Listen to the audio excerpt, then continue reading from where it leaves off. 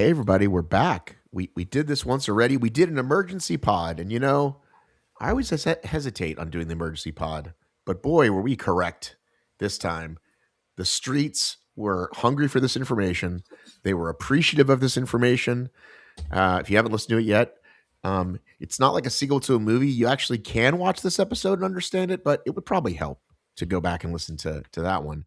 Um, so people have a lot of feelings about what happened with Alondra and what happened with the 60 plus. I want to say for the record that we stopped recording and Cheryl said, "It's Watergate." And I said, "How did we miss this?" Because Watergate, for those that don't remember, happened at the Watergate Hotel, and everything that's ever happened since, Spygate, Deflategate, every gate, right? It's just we use that word. And she goes, "It's Watergate." And in my mind, I was like, right, because it's water. And I was like, that's amazing. And then 30 minutes after we got off the phone, I go, wait a minute. And it's Washington, D.C. So clearly Cheryl meant that the first time. I didn't get it. And I made an amazing cover with Washington, D.C. on it. So anyway, this is now you could go Watergate 2.0. You could go the new Watergate. You could call it HYROX Watergate. But we came around. History repeats itself. Was it over 50 years ago? Oh my He gosh, left office yeah. in 74. So Yeah. So it's like the early 70s. So yeah. yeah. So Cheryl, would you like to read the email that our friends just over 60 received, or well over 60 received in the last, is it 24 hours? And while you do that, I'm going to get a plug because I'm not plugged in. All right. Well, let me just say, it has been very enjoyable the past couple of days to wake up to all our European friends messaging me. I've had the opportunity to meet a lot of 60 plus people that way, and every one of them, I'll look up their profile and kind of see who these people are. And good heavens, there are some good looking, fit, amazing people out there. No wonder they're so upset, right? Like they just were so, I think, upset to be treated differently when they are clearly not. So I woke up this morning, people sending me the email that they just received after a lot of them emailed HYROX and a lot of them listened to our podcast about this. And here's what HYROX says. Our primary goal was to act in the best interest of the 60 plus community. That kind of had me a little nervous, right? To say that, but we wanted to create a dedicated space where these athletes could race together, ensuring they wouldn't be overtaken by younger, faster age groups. We aim to provide a clean race experience focused entirely on their performance. Feels a little bit like they're doubling down. However, we clearly hear the concerns being raised by the community. We sincerely apologize for any frustration caused. It was never our intention to disadvantage or discriminate against these athletes. We are currently exploring alternative options to reverse this decision and return to the original schedule, singles on Friday, doubles on Saturday. Our priority is to find a solution that restores the preferred timing while still ensuring an unimpeded and fair race for every participant.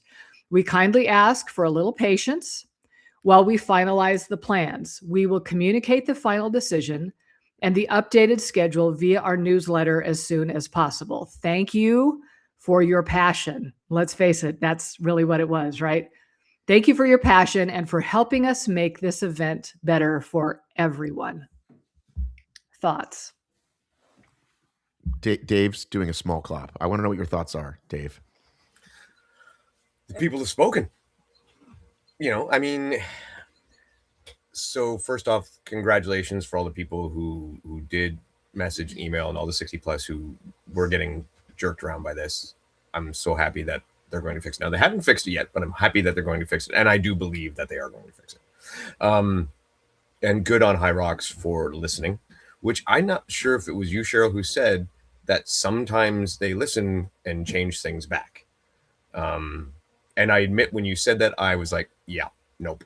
But they did, and that's awesome, and that's really good. And it shows that some people in HYROX are listening, and I'm very glad that they did. It just, yeah, it's a good news I feel like we've been here before, and now I can't remember whether it was Spartan, Tough Mudder, or HYROX, where something happened like this that was a serious own goal, obvious thing, and then they were like, "Oh, sorry, we changed it back." And it's kind of like, yes, we acknowledge you for changing it back, but also you knew this was the response, so why did you do it? Well, HYROX, when they brought in the pro card and said it's effective as of right, it's effective yesterday, and yeah, screw it's you if you don't have 2 one. weeks ago. So if you didn't have it 2 weeks ago, your runs Right. didn't count. We didn't tell you about that, though. Yeah, so great for doing it, but this does not let them off the hook in my book. This is not like amazing customer service, guys. This doesn't go under that category. No, it goes under the category of hopefully they'll now listen beforehand, or maybe do some research beforehand, rather than just, hey, this helps us on the schedule wise, not, and just not take away. Cheryl, do you think kind of what I put out there actually happened? Some rogue 20-something who really didn't have a clue, was like, let me write this copy, and no one saw it, and was like, you know what I'm saying? Because it's still, it's someone that's never been to a HYROX or understands how this works. That's how it read to me. What do you think? Yeah, it read to me like somebody who really doesn't understand the sport and doesn't understand this age group, especially. And I think that first paragraph of the email is sort of doing a little bit of CYA, that we're still going to stand by what we said before. And I'm not so sure they needed to do that. I think they could have left that out. I think you get to the however, and then it's, we sincerely apologize and we're going to fix this. And that feels to me like a legitimate effort for them to fix something that maybe kind of blindsided some of the people in the head office about how this actually went.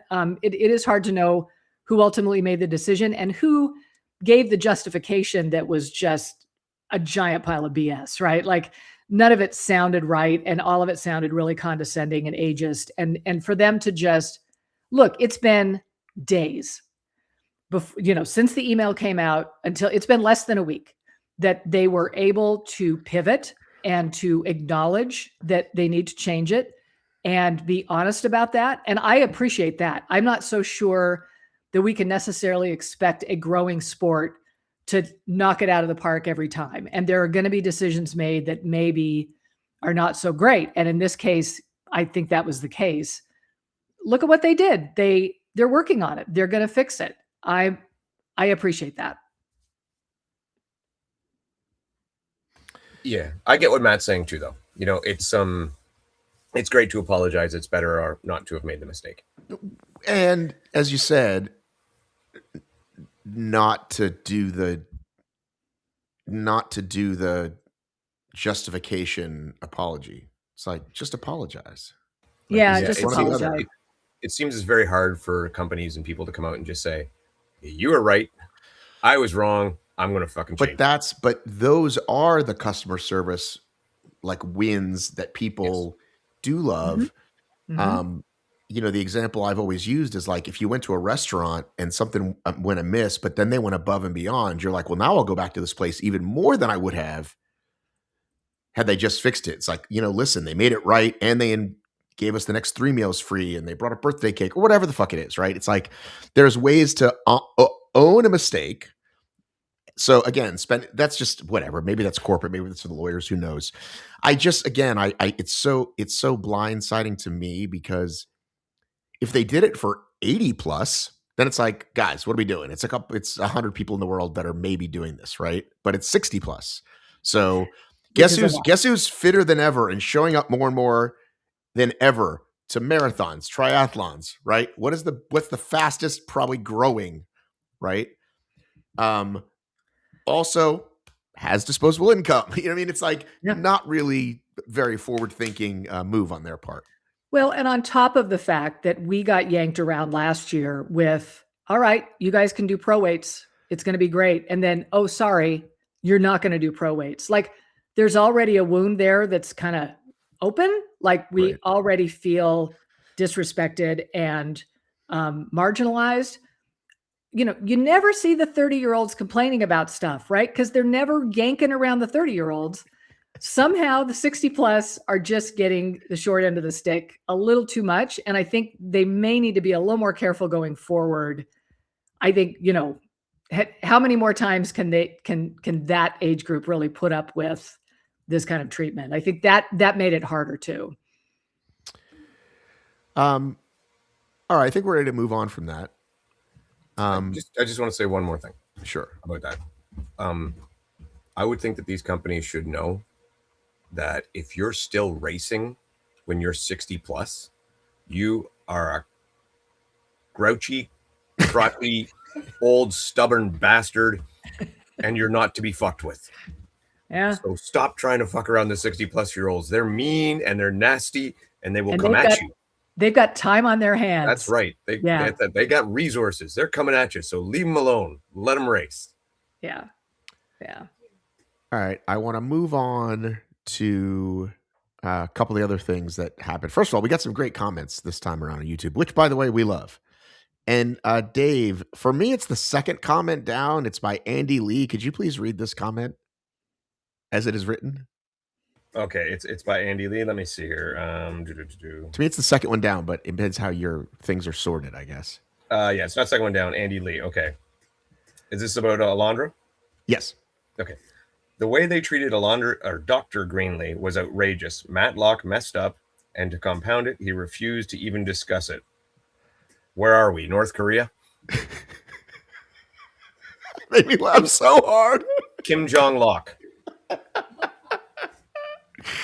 That made me laugh so hard. Andy Lee has been a commenter for a long time. Yeah. But that was a good one. And then Dr. Alondra Greenlee wrote, actually.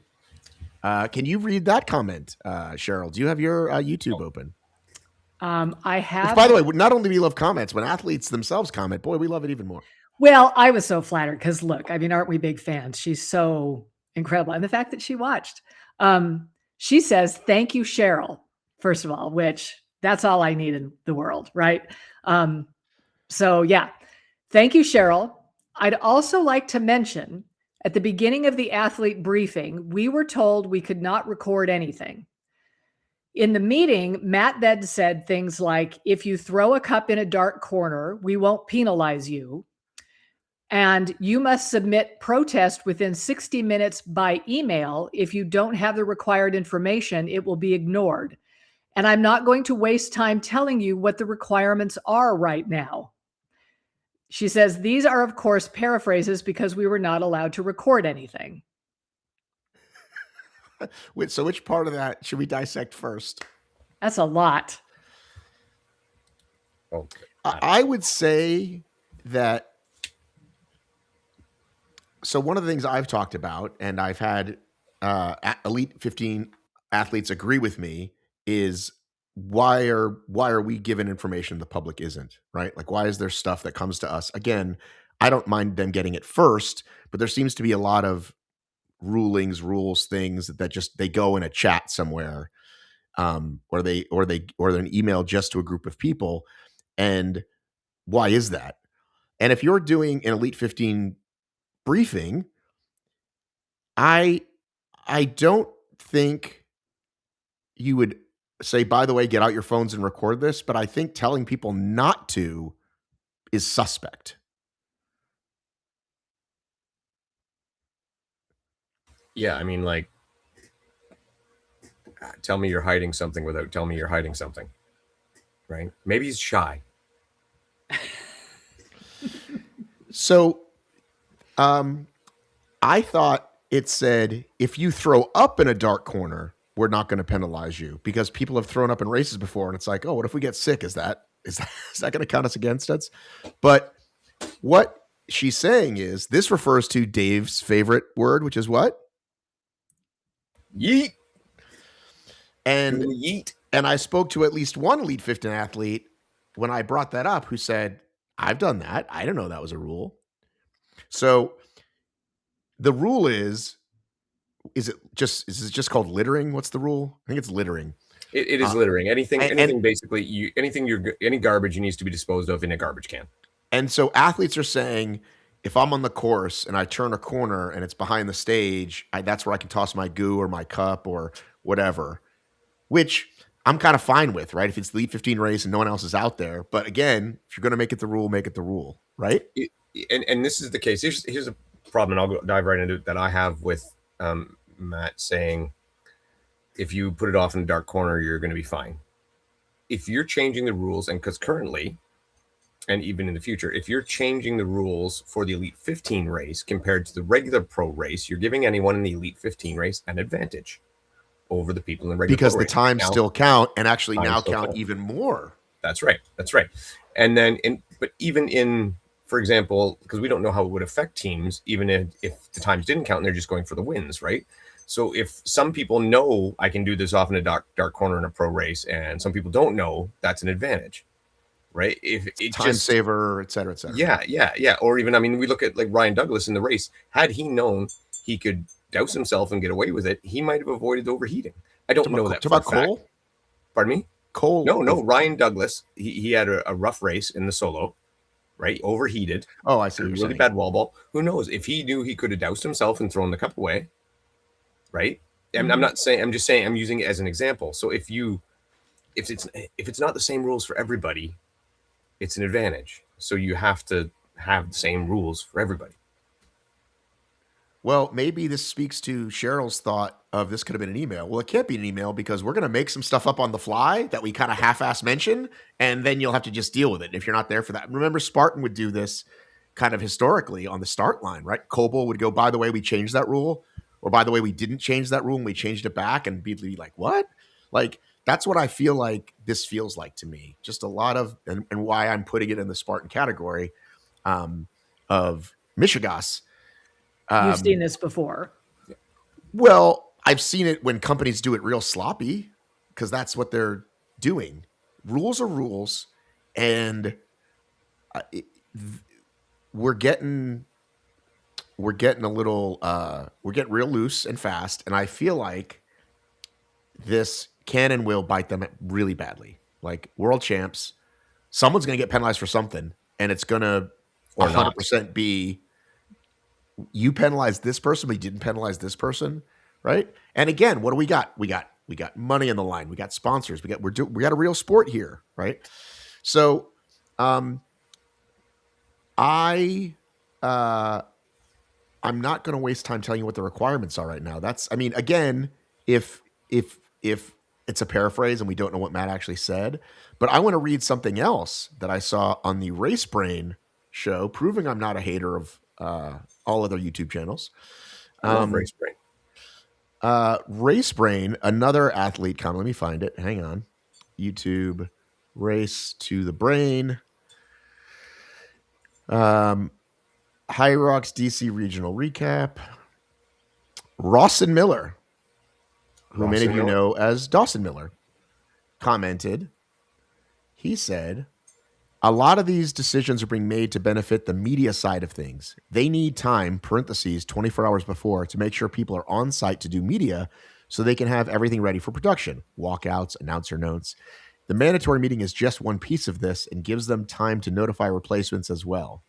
Matt Locke mentioned many times during the briefing that, quote unquote, this looks great on camera. Make sure you discreetly dispose off camera, quote unquote.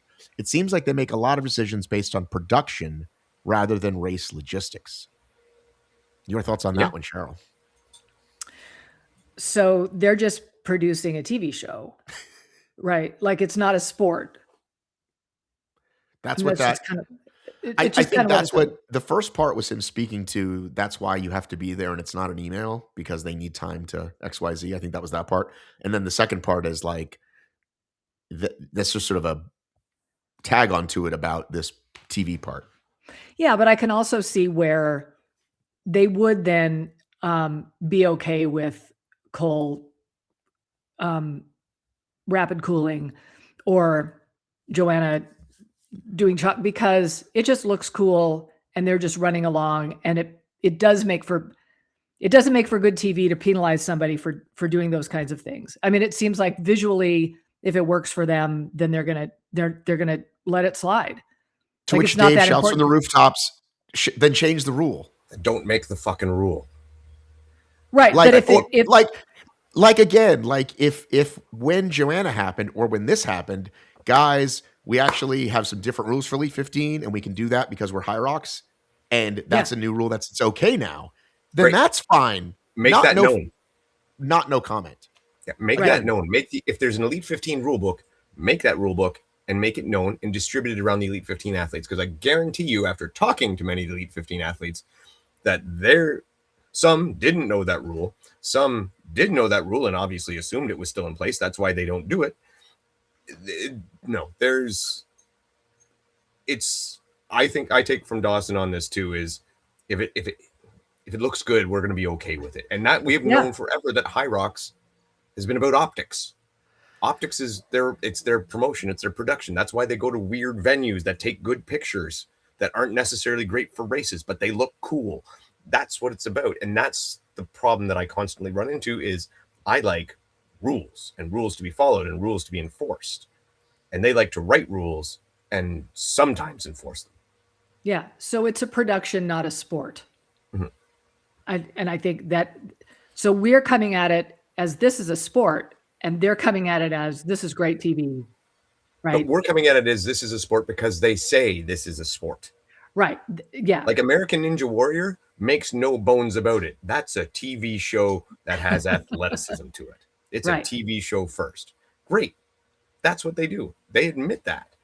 You can't say you're one thing, do the other, and then be surprised when people are bothered by it. I think it's is it the octuplet of fitness? Is that what we call it? The octuplet. Was that out in their promotion material? It's a fitness octopus. Yeah. But yeah, so therefore, I've thought a lot about the personality type. Like I think about the difference between like you and me, Dave. You are an excellent head judge. You're an excellent judge because you're just mean as all get out and you don't care about any people's feelings. You're there to do the right thing, right? And I just am so happy that people are trying hard. Like I'm just out there to cheer them on. Like I'm a terrible judge. I'm terrible at it every time. And I think about the personality type that seems to be heading up the elite division of HYROX. And he seems to be the kind of guy that's there for things to look really cool and that he can kind of be the guy sort of producing the program, right? He's not Dave Claxton. He's not there to make sure that the sport is clean and that the sport is done well.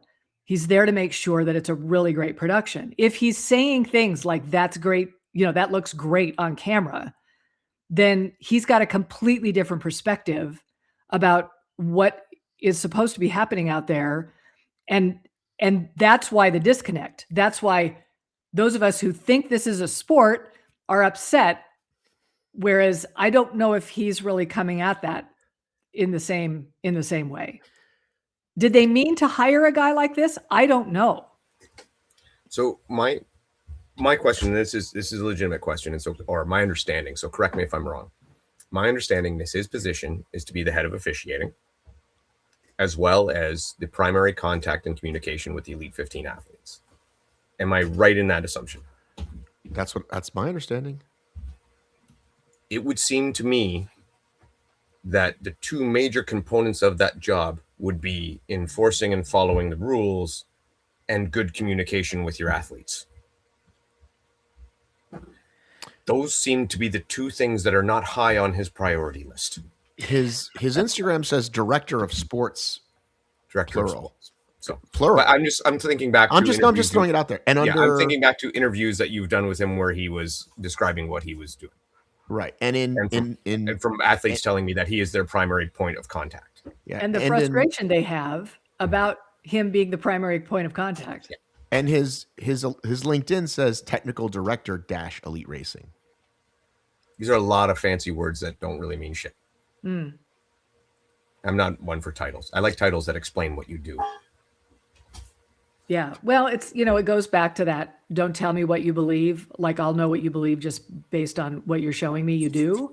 Yeah. And he's showing us that he's a TV producer. Like that he's a reality TV producer, right? Like he's just trying to make sure that it looks really cool and there's a lot of drama. And the only time they really have reversed decisions or, when they kind of screwed over Sean Noble, that was a finish line issue. Like that was that was something where they kind of had to address it. Whereas everything else, it's kind of easy to sort of let it go because it's not good TV. Like you just want it to be a great story and have Cole win outright and not mess it up with a 2-minute penalty that then that then makes him cross the finish line and not be the winner. So he's a reality TV show producer. And that's why I say so many times, if you don't have the stones to make that call for whatever reason, you shouldn't be doing that job. Right. And if you, as a sport, are not willing to make that call, take it out of your rule book. Yeah, just don't. Again, if what Alondra said, I don't know what's going to be applied when, and that no one wants to live under that. No one wants to race under that. And I think because of the visibility of this, like once upon a time, right, with Spartan, people didn't complain because they were just so happy to be there. They were like, well, at least there's this weird sport that I can race in, and I just kind of feel happy to be here. And we don't have that in HYROX. It's a different time. It's more visible. Athletes have a bigger voice because of their own socials, et cetera, and real managers and real sponsors. And so you don't get that, like, just shut up and dribble. You get like, hey, this is bullshit. So if you're an athlete not affected by this directly, I can see you staying quiet and being like, well, this sucks, but I'm just going to keep going. But then one day it might hit you and you're like, oh, fuck. Like, maybe we should have been more vocal when this happened. Well, when he's in the meeting saying, you need to file a protest within 60 minutes via email. First of all, that 60 minutes goes by really fast when you're just finishing a race, right? Like you might be spending 60 minutes in the drug testing tent. Yes. Do you even have access to your phone, to any technology to be able to submit it via email? And then if you don't have the right information, we're just going to ignore it. But I don't have time to tell you what the information is you need to tell. Like, that's just one of those meetings where it's a meeting for a meeting's sake. Like, give us the list, give us the bullet point list of what information we're looking for, even if it's a handout, even if it's a slide, right? So that people can refer to it and directly address it. 60 minutes goes by so quickly. And to be able to pull your stuff together, to be able to get that protest lodged, that's just somebody wanting to run the meeting, right? Just to be in the meeting. It isn't an efficient way to do something. And that would be incredibly frustrating to me if I had taken the time to show up to that meeting and some real information like that is given out in such a flippant way. That's got to be really frustrating. Here's some hypocrisy for you. You have 60 minutes to give me all the information and put together a bulletproof case for your appeal. I then have 48 hours to review it after you've gathered all the information. Like, what the fuck is that? And then to say stuff like what they say, make sure you do your appeal process properly, or we're not even going to look at it. That's like me saying, make sure you explicitly follow the standards. And you say, what are the standards? And you're like, I'm not at liberty to tell you. I'm not going to spend the time. Yeah, I don't have the time. If you don't know, that's your problem. Right. Like, it's just stupid. Well, so, here we have like a legitimate acknowledgement. Things. There you go. Oh, look at what were the hearts for, Matt? Did you like what Dave said? I was trying to make sure. I thought, like, maybe there's another place I could turn the mic up, and I found emojis.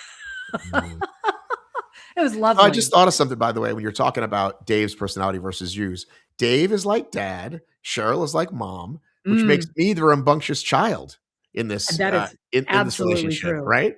You're like the 12-year-old, class clown. We're getting calls from the school all the time. Exactly. Yeah, that's you. That's you. But yeah, look, I think here we just had an example of HYROX, somebody in HYROX, whatever office it was, acknowledging an issue, apologizing for the issue, and saying, we're going to fix it. We're going to work on it. That's all we ever want. And in this case, all we're getting on this elite side is silence. Just no comment. Everything's fine. We produced a great TV show. What are you complaining about? Right. It just never occurred to me that if they are just considering this reality TV, then they are knocking it out of the park. We often talk about Mo and Christian and Mintra, and I feel like the elite side is like a small, like, they appreciate it and they know it's part of their selling point. But yeah, I think they would do something different or it's not worth it for them to do something different. Because like we said before, we need someone to deal with these pain in the ass diva athletes. It's not going to be me. Let's give that job to somebody. And then that somebody might not be doing the things they want, but they're like, he's still doing it. And we're worried about what laws we have to find in Istanbul to start the race, or like we're talking to some Olympic committee, all the stuff they're doing, which, they're very busy doing whatever they're doing. So I just think, yeah, it hasn't gotten to a point where they're, again, maybe behind the scenes, they're really pissed at him for telling me no comment. I don't know, but they're not going to publicly say that. They're not going to then write me separately and say, shame on him. Like, we just don't know. So it's very strange. And by the time we get around to Worlds and I'll see both of them and I can ask them some questions on camera. I mean, like I said, I was when the shit went down with Hunter's team, like, Mo found me in the room. Like, we talked, and so he was so anyway, I don't know how they think about all this, and we might never know. I don't know how much, for the sake of Mintra, I don't know how much she has to do with it as much anymore. Like, I don't know if she's involved in the day-to-day as much, or like, I don't know. I think you're right where they're so stepped away now that it probably isn't registering near as much. I mean, we're just ants biting on our legs, So it takes a lot of them. I see LinkedIn notification. They're hiring all the time. It's crazy. I mean, they are growing. I don't know how many employees they have now, but they are growing like crazy. And, if you go to, like, even Spartan, if I'd go to a Spartan, you could know a good many employees. I hardly know any of these people, right? I think what says something more. I think what says something more is the employees don't know the community. And when the employees don't know the community, that means they don't care about the community, whether it be the elites or the everyday athletes or whatever. They're there to do a job, which means they don't love it. And if they don't love it, you're not going to get the same passion and commitment that you're going to get out of people like us who give a fuck. Well, I need someone to do some blind tests then, because it can't be me, because people know, right? But like, other people, start talking to people that you don't know. Like, hey, what's your job here this weekend? What, do you like your job? I don't know. You know what I mean? Because I see a lot of people running around with black shirts, like, and they're working long days. I don't think they don't care. They're working some really long days. And yeah, I don't recognize most of them. When I say they don't care, I maybe that's a bad way to put it for me. They care. They care about doing their job. But I'm thinking that their job generally is not the sport. Their job is making sure that this particular area runs smooth, or that this particular traffic flow does this, or this, the bag check. They're not making sure the sport runs as the sport should. Well, and you've got the race directors who I think are just on point. I know, we've got contact with a lot of those folks on the ground in the events, and they're just great people, right? I mean, that's a lot different than clearly the people who are, for instance, figuring out logistics in Stockholm, who somehow sat around, with some donuts on the table and thought, okay, how are we going to sell this schedule change that we need to do for the 60 plus? Well, let's say that, and then they come up with some random idea that seems to make sense, but nobody's actually. It was definitely not in America, and so it wasn't donuts. Okay, so croissants. How about that? Something. Yeah. Anyway, but yeah, like I do think there is a front office difference, and they're looking at it differently than the people on the ground, and their job is different. Their job is to move tens of thousands of people through a race. Correct. But if you're going to have the sports side, you got to have the sports side. You can't have it and not give a shit about it. That's the whole thing. I mean, right. You're bothering to do it, so bother to do it. I mean, and the person who does well at that job of moving 10,000 people through the race or doing that may not necessarily be good at running the sport. And that's where you want someone who's running the sport who is good at running the sport, not just somebody who was good at this job. Let's bring them over to this job. Right. And I think that's a mistake. It's a mistake I see a lot in my trade, that they do that with people. So what's that principle called where people are always promoted to their level of incompetence? Like, you're good at something and they promote you, and then you're in a job where they stop promoting you once you stop being that good at it. So I everybody's believe it's called the Peter principle. something. Yeah. You know, I can't tell you how many guys I've seen been made foreman because they can't fucking do shit on the tools. Exactly. But they're really good at fetching stuff. So we need to find people to be in the right spot on the bus, right? Like exactly where they need to be. And I do think if you watch the original Office, okay, American Office is great. If you watch the original Office, is one of the most genius things ever done, and that was his whole point. Was that guy, David, was his name? Fuck, Ricky Gervais. Yeah, his character's name though. Oh, yeah. His whole point was like that's kind of what happens. The guy that sticks around the longest kind of becomes middle management, not because he has any clue how to deal with people, right? That was the whole premise, because we'd all been at jobs like that. It's like, well, who do we give that job to? And so there's no competence involved. So yeah, I think we've covered this. I think we should move on. Yes. Do we ready to talk about DC, the actual race? I'm actually wearing a 202 shirt, and I told myself, what does that mean? It's the area code of DC. The area code. I like it. Oh, that's the thing now. Okay. It's actually not bad. I like it. Yeah, and the back is cool. Oh, nice. So I saw it. I was like, I want to buy one. I was like, I want to buy one. It's Saturday. Let me go get one before they're all gone. And then I didn't go. And then Sunday, all that was left was small and XL and bigger. And this is bigger than an XL. This is, I think, the kind of boxy kind already. So this feels like a double X to me. But I bought it anyway. And then I almost bought another hoodie. And I was like, if I come up with another hoodie, my wife's going to be like, what the fuck are you doing? You have 27 hoodies. It's really hard not to buy the merch sometimes. When it looks cool. A lot of times it doesn't. Sometimes I leave a city with nothing. Yeah. But this one had a nice black hoodie. Just the, America's Championship, which brings me to the medal, which is in my suitcase somewhere. But a very cool medal, which they had an engraving table set up. That's cool.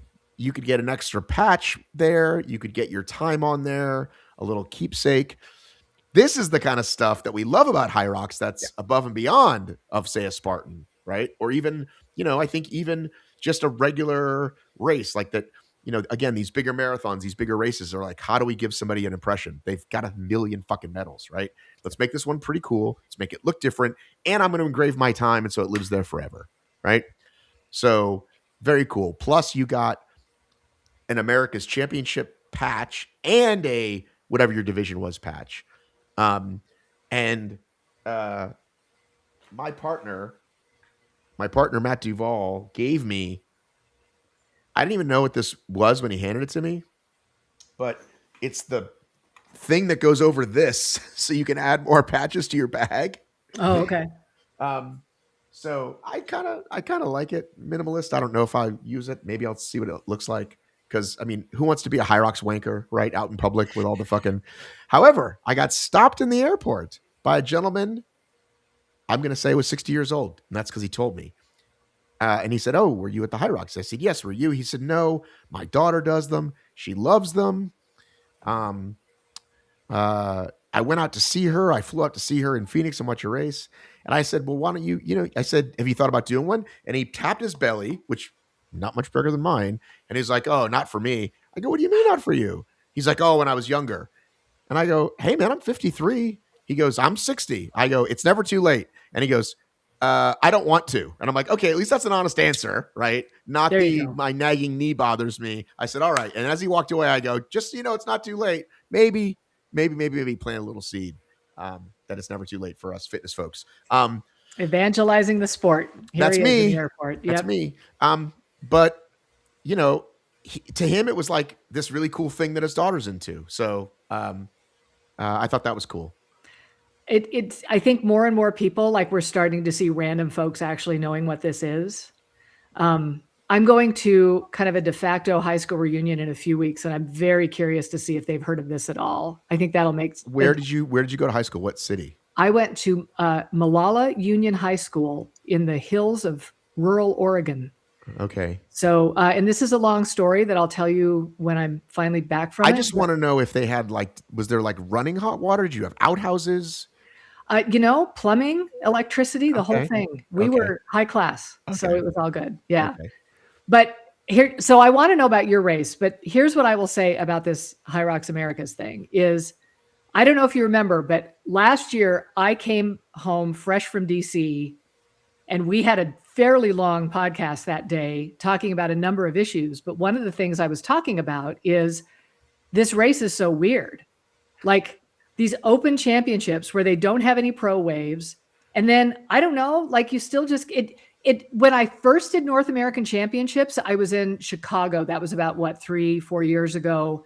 And I had a yellow flag instead of a regular black flag. They gave me a hat that said North American Champion on it. Like there were things I have one of those hats. Yeah, right. Like you kind of feel like an OG. I still have it. You know, I hardly ever wear it, but it's like sitting on my dresser and I'm just so proud of it. Right. And I thought, that's what we need. It just felt like any other race just without pro waves last year. This year, they seem to have now made it a special event, right?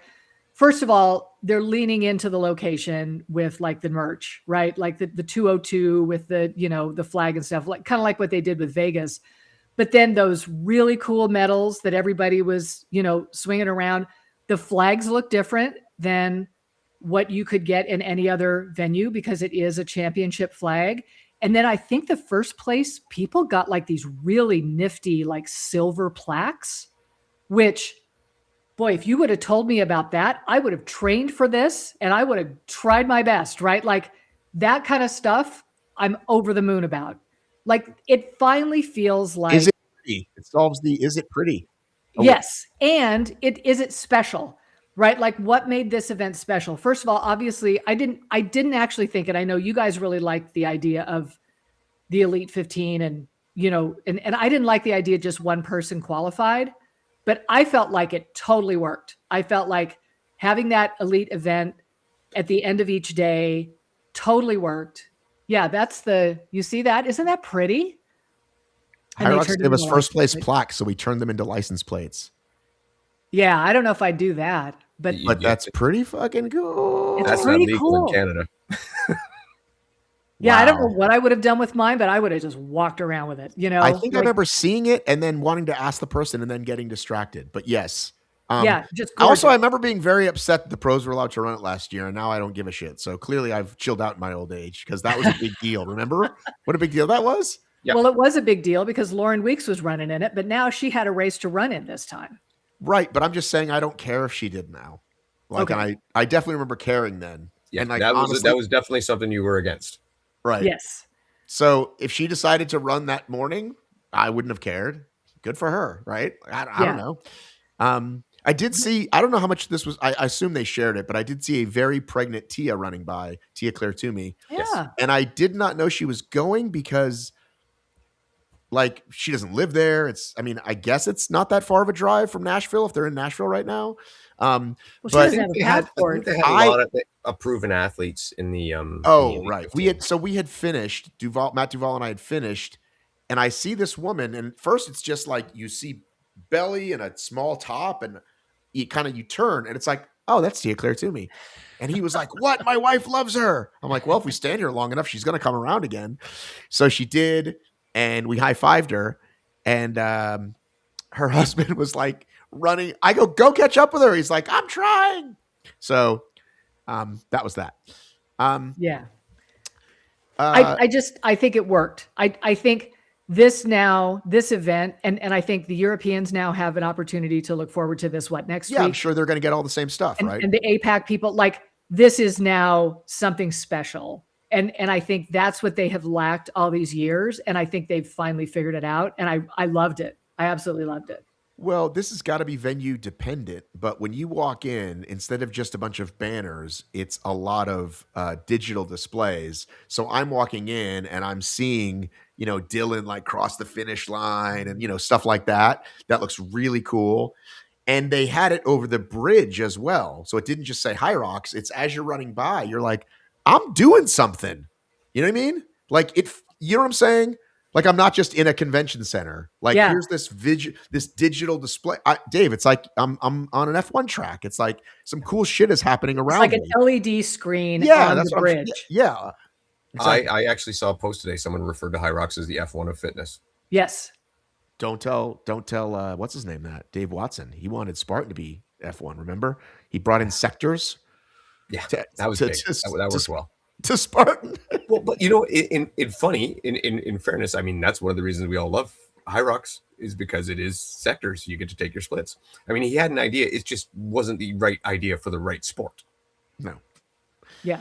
But now they've got the elites have the lights that, you know, that's how the start goes, is just like F1. It's like F1, yeah. They're leaning into that. Yeah. And I'm okay with that. I think that's cool. Yes. But hence the reality TV feel for the elite races. Yeah. Right. The F1 feel for that.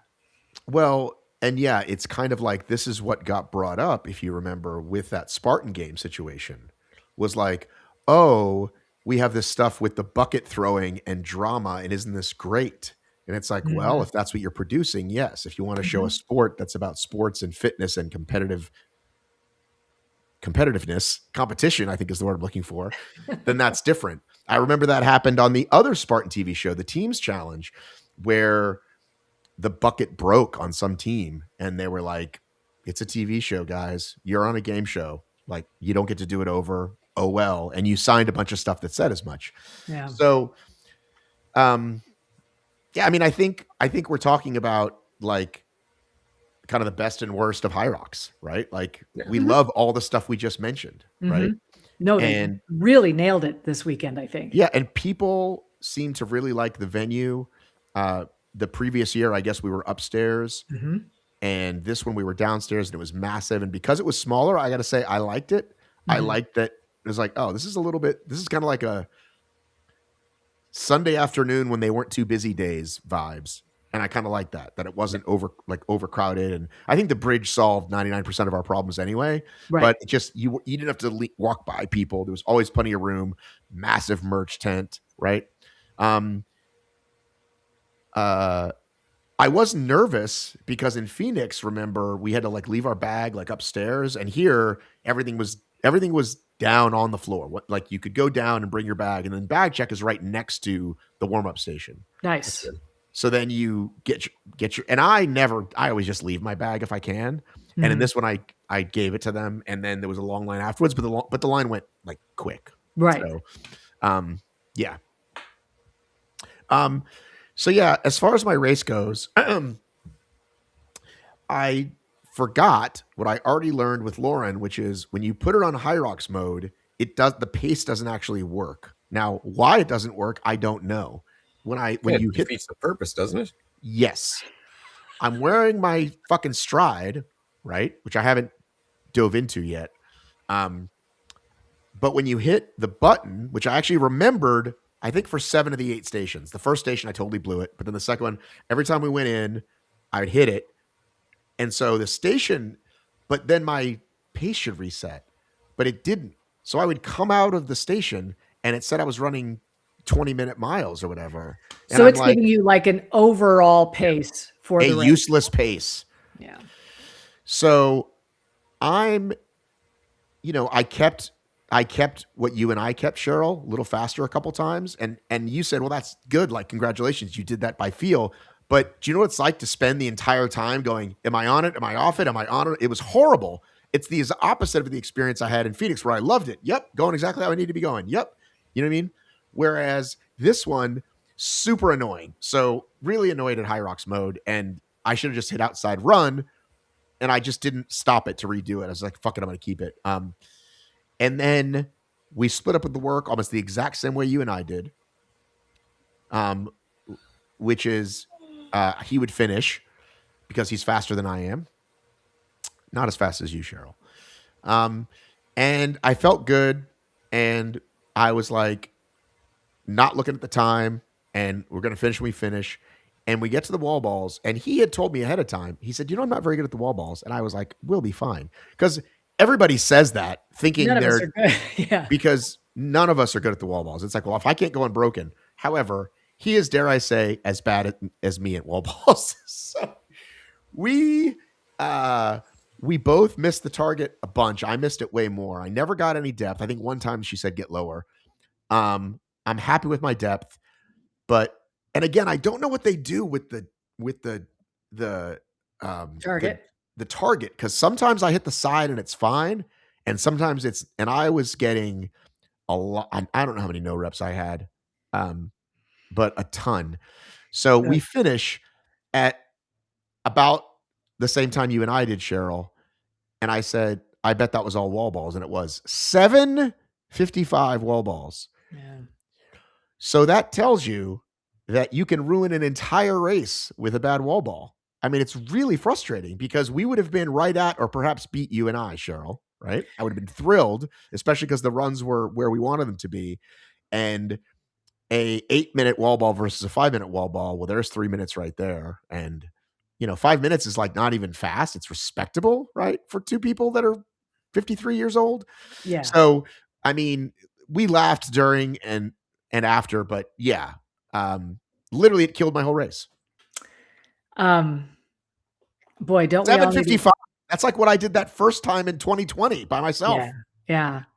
I was tracking your race, and I'm not going to lie. Like, I was like, oh man, they're going to get such a much better time, and Matt's never going to want to race with me again. Like, I was just having a neurotic breakdown, and my husband's just like, yeah, your life is over. It's going to be terrible. And, Right. and you guys were, I mean, you were steady. I was so impressed to see. And now to find out that you didn't know what your paces were and to still have runs 2 through 7 for the most part, just really even. That's a really good sign, right? Like that's a really good sign of your fitness and your endurance and all that sort of stuff. And then, watching your wall balls, I was like, all right, I guess they had a bad day. Like I didn't know what had happened, but that's a nightmare. And I think we've all kind of been there. Wall balls are the worst. Like, what did you even get that time that you thought you were going to die and you were wiping your hands in the ground and I thought you were going to die? How long did that take you? It was like 7 minutes. Okay. So you know what it's like to be out there that long. And two people should not be out there that long. No, it's just the worst, right? At least, look, the difference is for me is I still only did 100 wall balls that day. Like you guys did how many more because you were missing the target? You know what I mean? Well, I was just resting more and I was just wiping my hands on the turf because they didn't have chalk. And so it took so long. But at least I only did 100 wall balls. I can't imagine what it would be like to put forth the effort and have it not be paying off. Like mentally, that's got to be rough. The other part, which seems like it's staring us in the face, is we were doing 10s. And when it was going so badly, it should have just been great, throw five. And I think that would have, if you're getting a couple no reps, you're still only throwing 7 and not 13 or 14 and just dying. And then the mental part about dying and not doing well. And so that's the one thing I will. So another thing that I want to talk about is he said, let's do 150s on the ski, which I was like, well, that's too many switches and let's not bother. We skied faster that way. So I think I'd like to try that more. Yep. And the other thing was, because what did we do? 200s? Did we do 200s? We did 250. Or maybe we did two. Whatever we would do that 200s because I started and I ended. So I did 200. You did So there were 5 200s. Yeah. But I think energy systems wise, keeping it in the 100s, you're actually on the ski for less time and you're using anaerobic energy and you're not running out. Right. I do think that the lower numbers are better. But I think the bigger lesson is, and for the wall ball, for the sandbags, I always sort of like turn around and give it to the person. And he was like, well, just stop and I'll take it off you. And he would kind of snatch it over his head, which again, I'd never done before. And I wasn't really used to it. And I was fighting it. And then I was just like, Matt, like just try different stuff. It's okay. So tried 2 different things that totally worked and were fine. I just want to keep, we talk about like learning more every time. The thing I said to Cheryl the other day that I literally feel like after BBJs we're in a new race. I literally feel like the second half is a complete, and like once you fucking finish that 4th station, like everything about my whole personality changes. It's like, okay, we're going downhill. Oh, man, yeah. Because one of these stations is farmers and one of them I get to sit down. So it's like, you know what I'm saying? And one of them is the last one. So it's like just mentally for me, it's a whole different race. Yeah. Did you look at all your splits? I snuck in there and looked at your splits here. We had was that first run indeed a half marathon? Yes. That first run, we were, I think 30 to 40 seconds slower. And then I thought, well, we'll make it up on the last run, but we didn't. We were only You were like 7:34 on the first run. It was a super long first run. It was no, but I mean, even when I see like Lauren's was a 4:30. Lauren's never over 4 minutes, especially on the first run, and she was the fastest person on the day. Right. So then you look at the rest of my runs, and they were either the same or faster than me and Cheryl. 5:39, 5:37, 5:36, 5:39, 5:32, 5:51, 5:25. Yeah, pretty impressive. Now that said, and I'm going to defend Cheryl here. Those were clearly shorter runs because that first one was indeed a half marathon. I just thought the last one meant it was. I just meant the last one was shorter. No, I think it would make all of them shorter if you had that extra long run. Like that first one to be that long, yeah. I've never seen a first lap, and I'm not, sorry about that. I'm not just talking about your lap. I'm talking about like when I compare it to some of the elites. Yeah, on the ROX Fit app, I do think that Matt, you and I came out as in general running faster. Like our run time total is faster than what you two did. Right. But I think we did have the advantage of you being able to have the confidence of the pacing. Yeah. Because I certainly wasn't less fit. I don't know that I was more fit, but I didn't come in with an injury. Whatever we're all dealing with, my annoying QL that flares up and whatever. But yeah, I'm super annoyed that I didn't know my pace. And yeah, getting to where you can go by feel is great. Sorry, I'm not there yet. I can do it for a fucking 5K, but not for a fucking HYROX. And then yeah, if you look at the stations, I think it was half and half, like 4 and 3. 4 we were faster, 3 we were slower, maybe. I mean, besides wall balls, obviously. Like we pushed faster but pulled slower. We skied slightly faster but rode about the same. So yeah, and he's my age and like 4 inches shorter. He's not like some buff dude. Like I'm very proud of us, and I definitely want to race with him again for sure. Yeah, you guys seem like a good match. Yeah, I would definitely race with him again, and I certainly, Cheryl, will race with you again. And Cheryl, do you want to talk about what I texted you about Ottawa and what you said?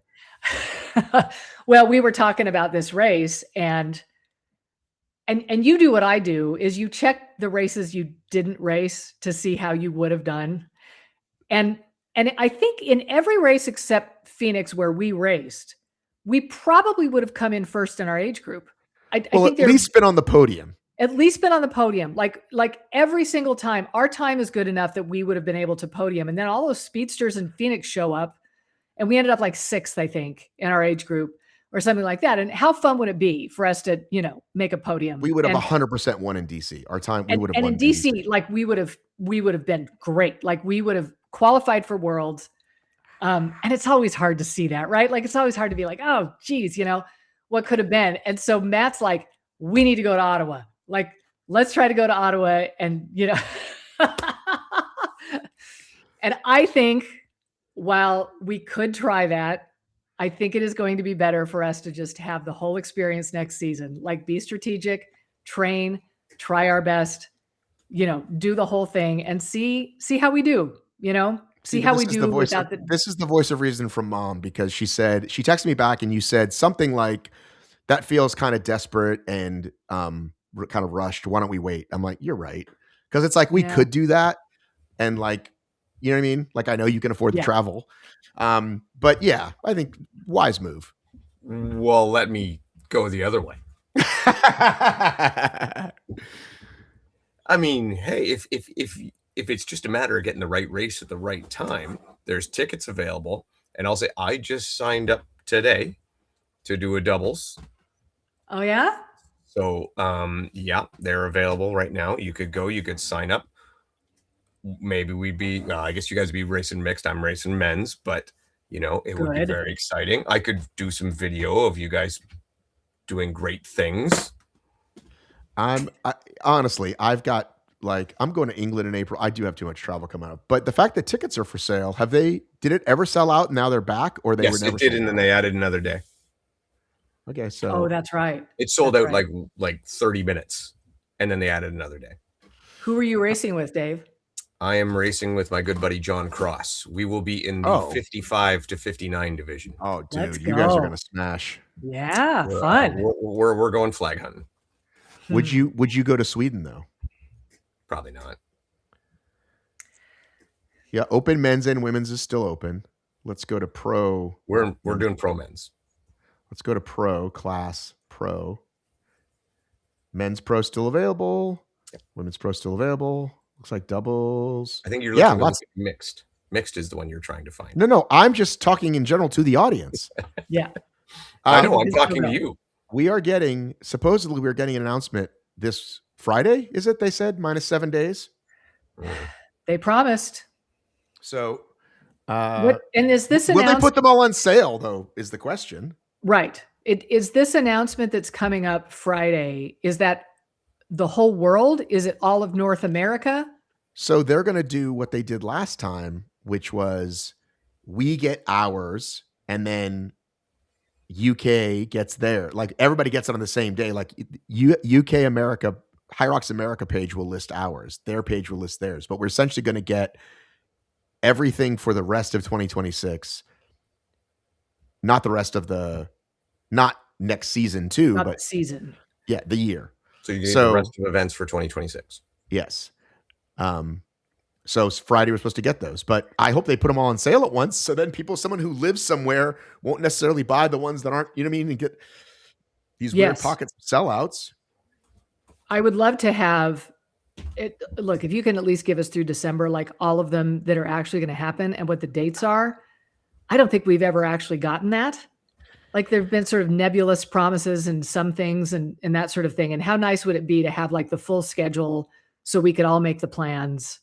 So we didn't all pile on the first one where the tickets went on sale. I just think that would be really nice.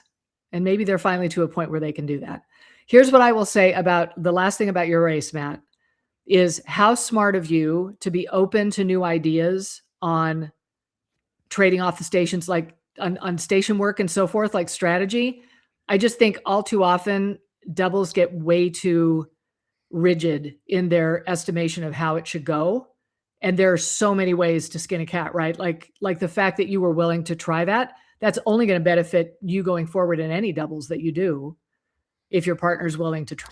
Yeah. And I'm just, recovering control freak. And I just realized that like we're walking around, we're talking about it and he suggests it and I go, no. And he suggests another thing. I go, no. And I go, you know what, dude, let's do what you want to do. Like, yeah.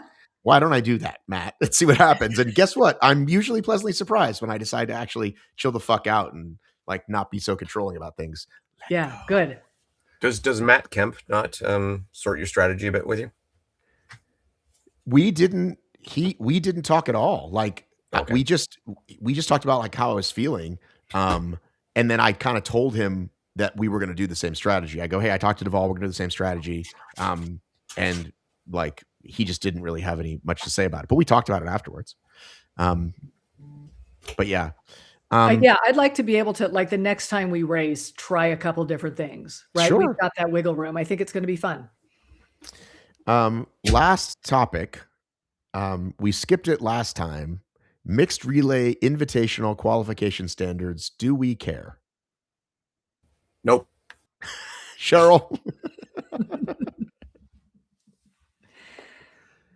I don't know. I think it's nice. They've probably got it a little more. It sure seemed like a popularity contest before where HYROX HQ would just ask random athletes that they knew and that they had a relationship with to throw together a team from their country. This seems a little more fair in as much as now we have a lot of different countries and a lot of different people involved. It seems fair to have it go by the point system that they went through the trouble to establish. So for those that don't know, what happens now is the 4 highest point systems get in, 2 men and 2 women, right? Yes.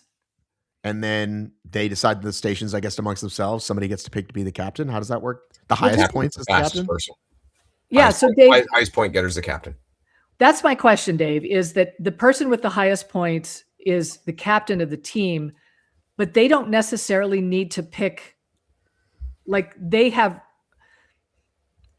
they have to pick the 3 highest people aside from that? Is that who is on the team? I believe so. That's my understanding. But then will those people want to do it? It's just right. You're saying they might turn it down. Yeah.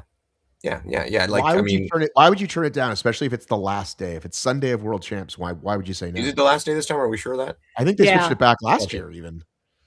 No, last year. No, last year was The Adaptive only. Yeah, and it was like doubles and the relay were on the same day. There were people who didn't, who weren't going to do the. You never know. There might be together. people who just don't want to do it. They want to get back home. Who knows, right? It is what it is.